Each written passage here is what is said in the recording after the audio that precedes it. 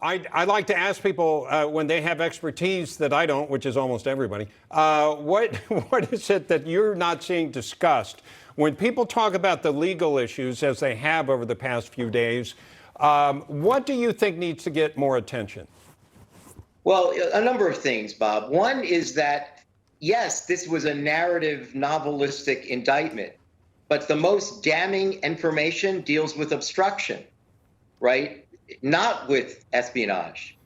The espionage claims hinge on removal and retention.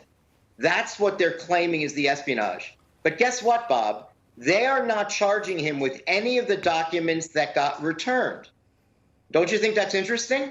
It shouldn't make a difference if they were returned, if he kept them or not. If espionage is the taking, right, the removal and the taking, that's really the espionage. So why is it that by the returning it only proves what they're really interested in is obstruction, not really espionage? So this is an example like, I gave you the parking permit one. This is like being charged for murder and shoplifting. And the story is really about shoplifting. That's really the best evidence. And then they say, yes, but it's also murder.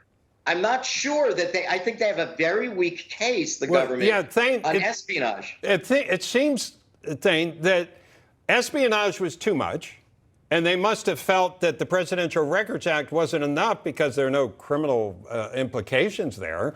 And there's nothing in the middle that, like you're laying out, there's nothing that seems appropriate. To a lot of people, it's like, okay, maybe the president should have dealt a little bit more with the National Archives, but shouldn't end up with this kind of charging. Also, no harm, no foul. Nobody's talking about, can you tell me specifically how was national security compromised? Right, there's nothing in the indictment that indicates that. In what way is the United States less safe because it was sitting in the sock drawer? Right. I think the obligation of the government is to say, and by the way, Bob and Katrina, in all the other cases, Julian Assange, Chelsea Manning, Edward Snowden, the government was specific. This is how we are in trouble because you guys gave away these documents to our enemies. Yeah. And here, for some reason, the government has no obligation to tell us about harm done, no harm done. We just say it could have been harmful, and these are very, very important classified documents.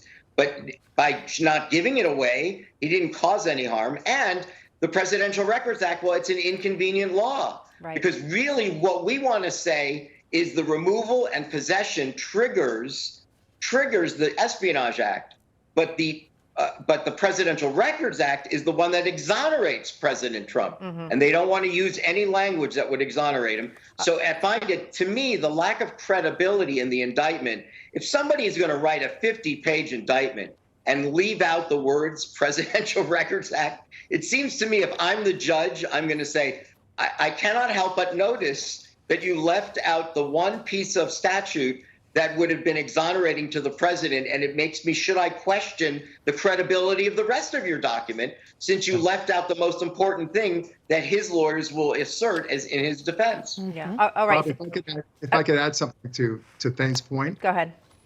It's interesting because we talked before about overcharging, and it's a very interesting aspect. I mean, what's different from what the Democrats have been doing against Trump, for that matter, anybody in the Republican Party?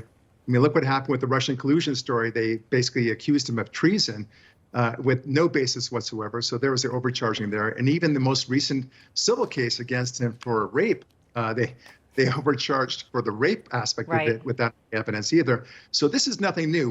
Why stop now, according to the Democrats at least? So this is not new, and I suspect it won't be the last time either. All right, Barack Lurie, Wendy Patrick, thanks for joining us. Thane, stick around with us. Don't go anywhere.